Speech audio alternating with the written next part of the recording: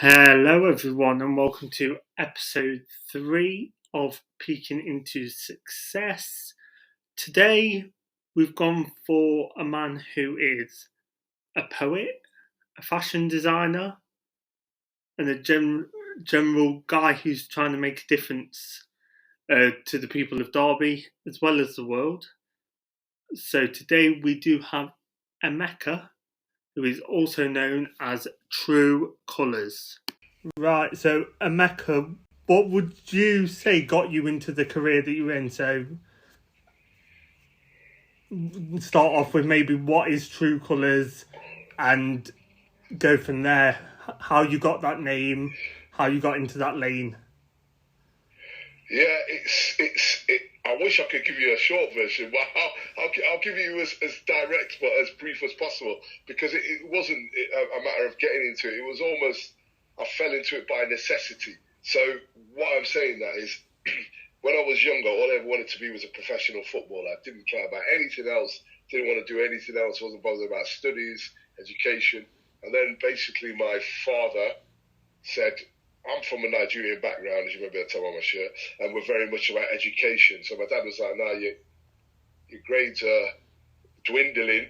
We need to send you off to boarding school." So I ended up going to boarding school, and I just went through the motions, if you know what I mean. I did all right there, but I didn't pursue the career that I wanted to.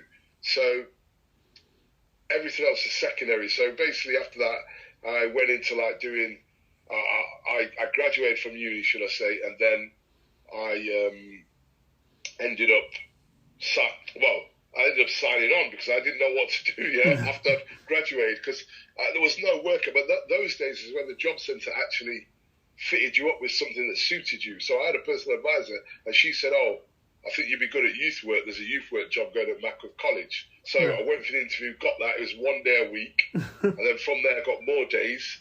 And then from that, I sort of got into the education side of things.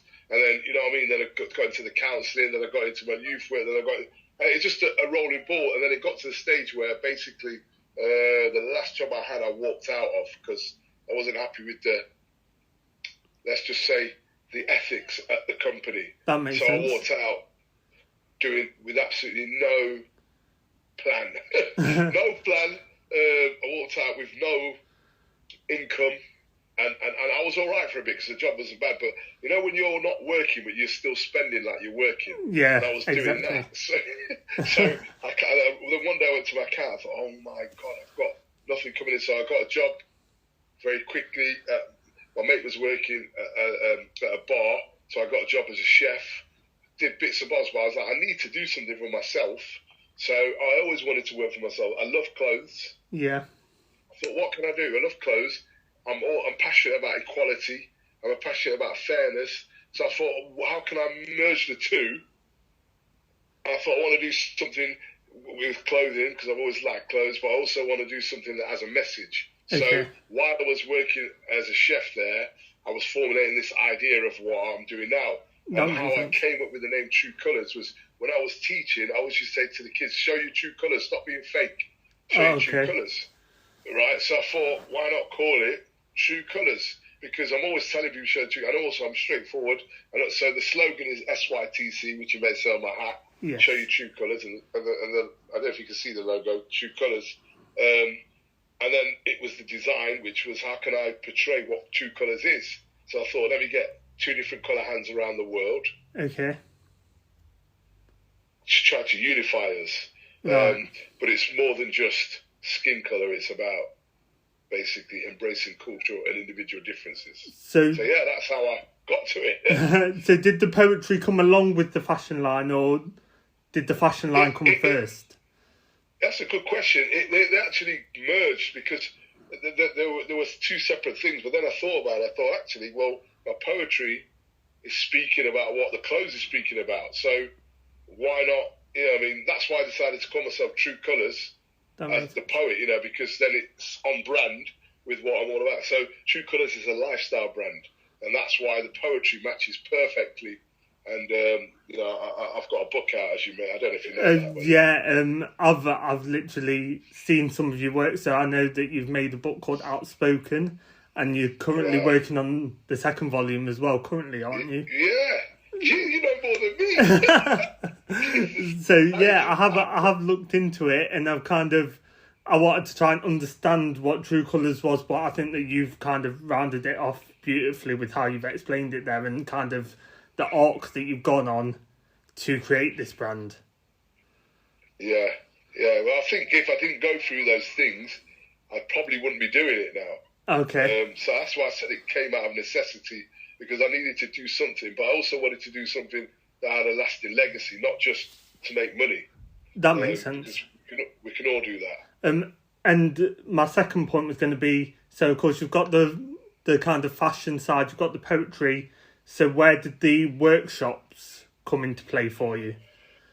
Yeah, so the workshops came off the back of it, because that's what when I was a youth worker, when I was doing working in education and provisions, I was doing a lot of these anyway. Like, I'd be going in with people. We'd go to different schools like Sidvin School, like Chellaston, Merrill, and we'd be talking to the young people. Topics on bullying, racism, sexism. Yeah. Do assemblies and stuff like that.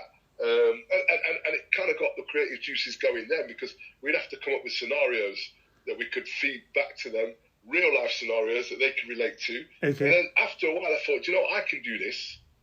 So I thought there's a massive gap missing in the education system, and that is life skills. There's nothing there really with life skills. No, there isn't.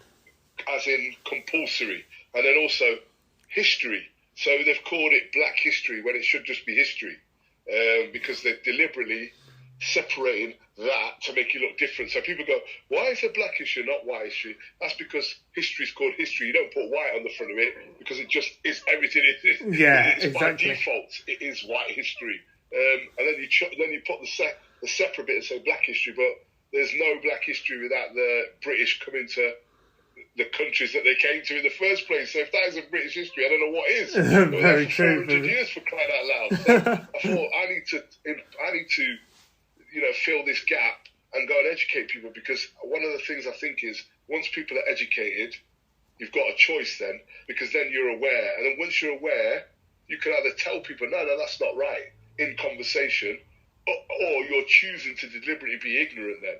Okay. Because if you don't know, as we have a saying in Nigeria, to not know is bad, to not wish to know is worse. So, like, a lot of people don't want to know, because it's easier to not know. I don't have to deal with that, because if you've painted Britain as this amazing country that's done all these great things, what about the things that it's done to devastate in the country where it's been for 400 years? And people asking me, what are you doing in this country? Well, if you knew history, then you know exactly why I'm here.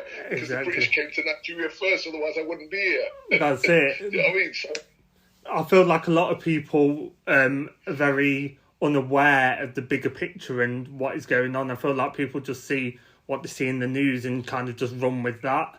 They're kind of very digitally focused at the moment, and technology is kind of causing everyone to kind of go on that path. Whereas if everyone's speaking up and being able to talk how they want to talk, then you're going to get a bigger scope. You're going to get the whole picture and not just a piece of the puzzle, if that makes sense. Exactly, yeah. And that's what it's all about. Just giving people the full picture. That's what I want to do anyway. Yeah, no, perfect. What would you say in the whole reign of True Colours would be your career high and your biggest achievement?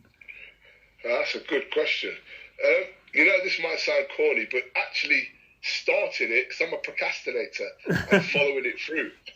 So I know this might sound like nothing, but the fact is I started it the idea came in 2014. Okay. So, it's 9 years. I've just expanding it. I mean, it's still work in progress now, but the fact that my biggest achievement is that it's still here and it's growing. I'm nowhere near anywhere where I want to be, but I'm seeing progression. No, exactly. People are starting to understand the concept. And I mean, you would have had your hurdles in terms of when COVID was around. Did you adapt sessions online, or did kind of True Colours kind of take a stop? Do you know what the mad thing is? COVID time was actually the best time period-wise for my company, because people were buying online because they were at home. Oh, yeah. People were because people were bored. So, they wanted to tune in. What's he saying now? I was doing workshops. So that I actually got more traction from COVID, not from actual having COVID, I mean from the era of it, yeah, than actually when it was normal, because people had nothing to do. So actually, let me give him a try now. Let's see what he's saying. Do you know what I mean? So nice. in a way, it kind of helped the business grow massively in Brilliant. that respect, and give people a chance to slow down and listen, because I think society, they're always making everybody go 100 miles an hour, pay for this, buy this, bills, work, family. Then people had guilt-free time. Yeah, very true. So, and it's rare we have guilt-free time. When I say guilt-free, I mean, from our minds, because society pushes that onto us, but it's rare. So I think that gives people the time to go, actually, you know what, I'm going to take time now. Because one of the things I've realised is that the more technology goes on, the more impatient people are, the lazier we've become. Very true. I have a poem that says technology has made us lose our ology, because the more technology is, the less we start using our brains, and the more we rely on technology. This is true. I mean, the one thing I've done since COVID is kind of make sure I go to one event, whether it be with friends or on my own or with my partner. I've made sure I've done one thing, which is like go to a theatre or go to a cinema or go and see something out of the norm. Like, I'm enjoying open mic nights at the moment, so I mean... You need to come to Real Talk then, our night. There you go. And I was going to mention it later, but feel free to plug it now. Cool. You can plug it now and say where it is. The next one is the 6th of June anyway, at Bunk, which is on Sadlergate. Yeah. We just moved in there, literally, but it's a great venue, great ambience, everybody's welcome, and the beautiful thing about it is we're getting more and more new artists coming in and trying for the first time. So if you're a budding artist, or, deep down you've got something you want to talk about, Real Talk is a place to come, because it is user-friendly and people are so encouraging. That's what's great about it. So next one is 6th of June at Bunk, Sadlergate. There you go, and you'll see me down there anyway. I'll come along. Good. So I'm holding you to that now. Oh, you can, 100%. What would you say is your career-defining moment? So, of course, you've spoken about the high of opening the company, but what along the way has defined True Colours? Yeah, that's a very good question. Well, getting it into businesses as well, because this might sound like, again, daft. When I started here, I went into loads of places, told about, no, not interested, not bothered, don't care, nah, it's not for us. Honestly, the amount of knockbacks I had, bro, you don't understand. And this is one of the things I'm going to say. Anybody who watches this, who's thinking of starting their own business, don't listen to what anyone else says. Don't listen to the no's. Just do it. Because at the end of the day, if I didn't have that perseverance, as I said, I wouldn't be still here now. So my thing was getting into barbershops, getting into like sports shops, football teams, like sports teams, Willows wearing it, things like that. Yeah. So I know it doesn't sound like much, but the achievement was getting people to recognise what it was all about and, promote it, because the whole point of the brand is show your true colours. So it's not your skin colour, it's you as a person. So when you're wearing the top, you're showing your true colours. So they're marketing it for me. So once that caught on, that to me was a defining moment, because I get it now.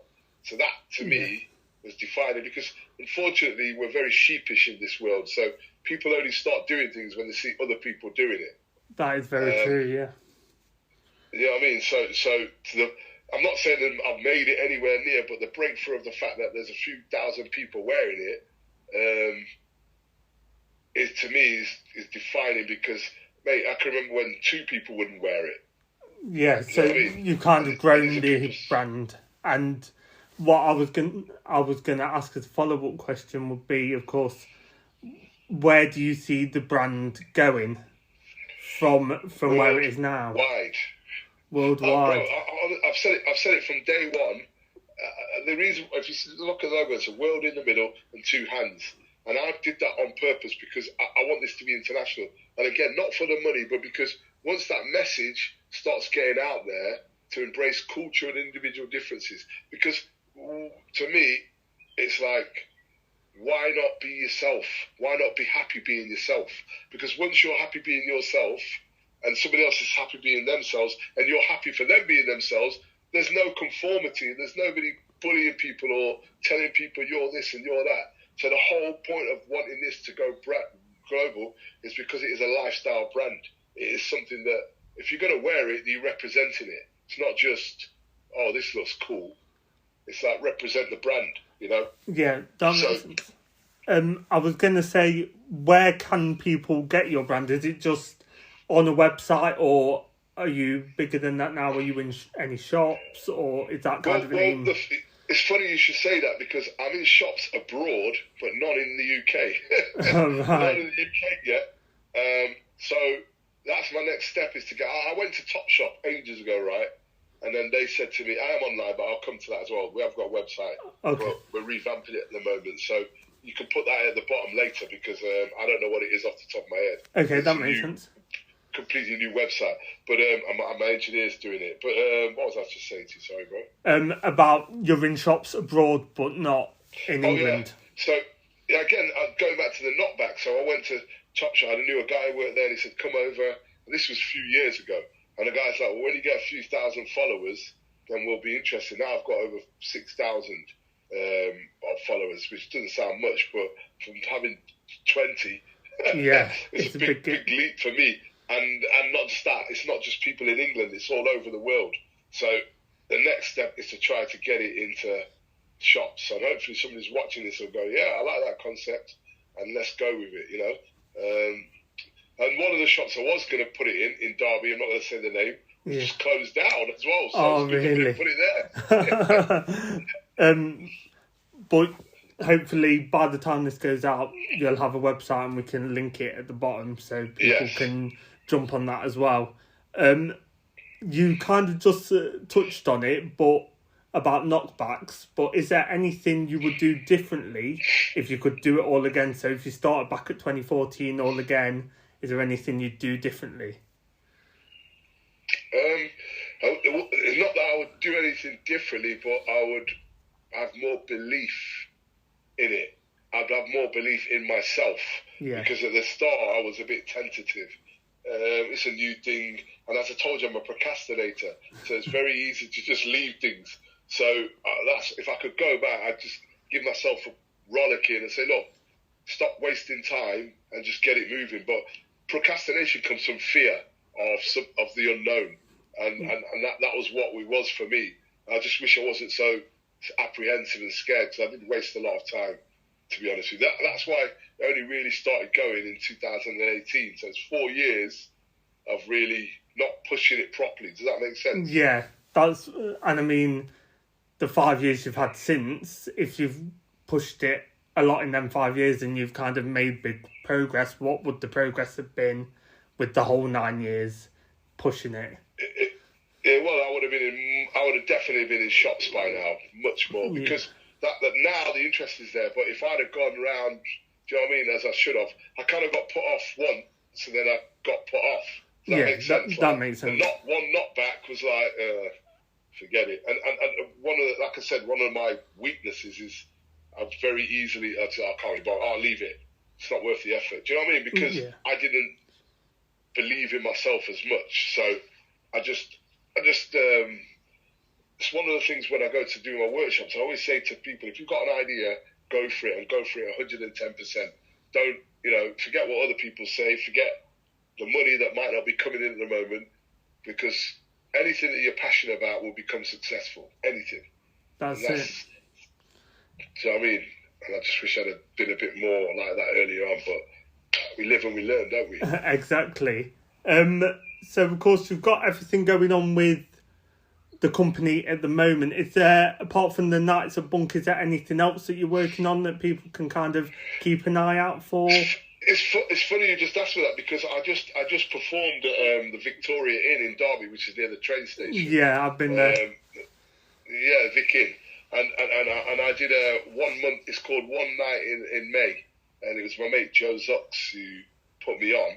I was a feature, and I performed, and one of the guys who was from the New Crane band saw me, told another guy who got in touch with me who's a musician and runs festivals, and he's going to kill me if he watches this because I've forgotten his name. I think it's Andy Cooper, but I might be making that up. But he's got in touch with me and he wants to start collaborating with me to do some spoken word over his music at like festivals and events, so to speak. So that is, and the funny thing is, it's come at a time when I've been wanting to switch my poetry up to put a bit of music on there to broaden the audience. That makes sense. Yeah. Do you know what I mean? Because some people get bored of just listening to spoken word. Put a bit of music to it. Something that I was going to ask is, of course, this is going to be on Spotify, but are people able to get your book? Is that in an audio format that people could listen to? Do you know what? I wish it was. It's only available on Amazon as a hard copy, but it's something that I never thought. Again, this is something, in hindsight, my mate's gone, but the second book is going to have audio and the physical, because I didn't have the means to do it in when I brought that book, I didn't know what I was doing. Honestly, I self-published it, and I was winging it. I'm impressed that I got the book out. Oh, you know what though, bro? Sorry, I have to say my biggest achievement is the book. That is my biggest achievement. Okay, that's fair enough. That is my biggest, because to say that I'm an author and the books have sold all over the country and in different parts of the world is unbelievable. And for a procrastinator again, for me to get that done. But the funny thing is, I did it in lockdown because I had time, had no excuse. So a lot happened in lockdown, bro. So yeah, that is my biggest achievement. There we go. Outspoken. I knew there was something, but I couldn't think what it was. But yeah. So, have I answered your question as well? No, that's perfect. I was just going to ask one more about Volume 2.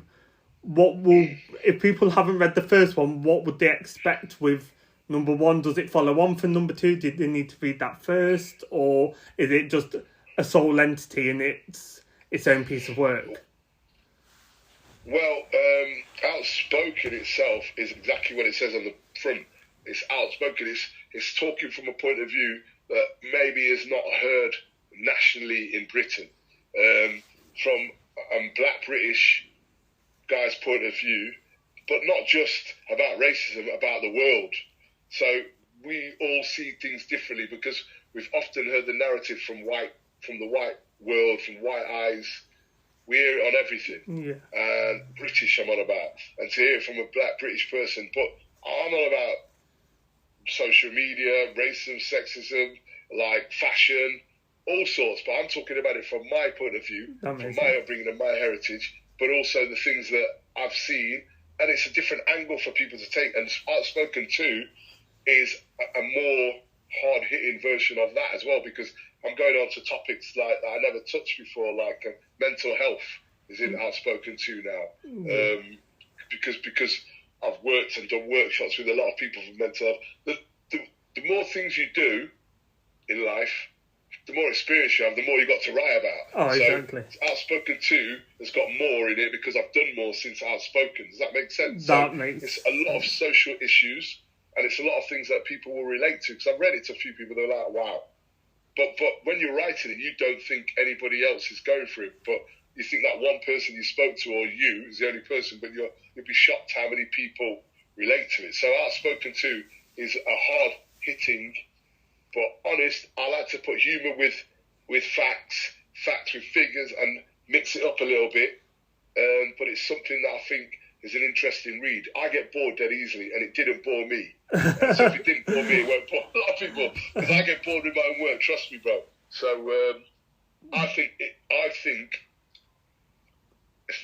I wouldn't say it's as good as Outspoken. I wouldn't say it's better. I say it's different but equally good. Do you know what I mean? That makes 100% sense. And when are you looking at releasing Outspoken 2? ASAP. So finally, just to ask you, where can people find True Colours on Instagram and other social platforms? Yeah, so you can get me on Instagram, True Colours Clothing Official, and then I've got another page, True Colours in Poetry, because obviously I want to put more spoken word, because I was mixing the two up. So True Colours Clothing Official, True Colours in Poetry on Instagram. I'm True Colours LinkedIn, Facebook, True Colours Clothing, and what's the other thing I'm on? trying to think now. I think that's it. Yeah, Okay. that's it for now. And so all the links are in there, and also my book is available on Amazon. Brilliant. Outspoken it. And for your poetry at Bunk on the 6th of June, do people need to book that in advance, or can people just show up? That's a good question, actually. It's free entry as well. That's the beauty of it. It's free entry. You don't need to book. But if you want to perform, then you have to go to our Real Talk page on Facebook and put your name down, and then we'll put you on the list. If you want to be an open micer. So that's the only thing. If you just want to come to watch, to see some great acts, then, you know what I mean, just bowl down from 7 o'clock onwards at Bunk. But if you want to perform as an open micer, you have to get your name down. And the thing is, the list's getting bigger and bigger, so the longer you leave it, the less chance. But we always try and put you on to the next one, but the sooner you do it, the better. So, yeah, it's free entry, and you've got great staff, great host, great venue. And what time does it start, sorry? What time does it start, sorry, as well? Just 7 so people o'clock. know. 7 o'clock. It's 7 o'clock. Brilliant. You know, but we like to get people in first from 7, and then at 7:30 we kind of start. But for all the people who like to come late, it's 7 o'clock. Brilliant. Thank you for coming on today. Nah, thanks for having me, Adam. Is it Adam? Is that how to pronounce it? Adam, just normal. Yeah. Oh, right, it's 2 A's. I know. It throws everyone off. I like it. Huh? It throws everyone off. Yeah, that's cool. I'd rather ask and get. Thank you all for listening to episode 3 of Peaking into Success. If you want to keep up to date with the latest episodes and other things that are happening with the podcast, make sure to check us out on Instagram as well as Twitter, which are both Peaking into Success. Thank you.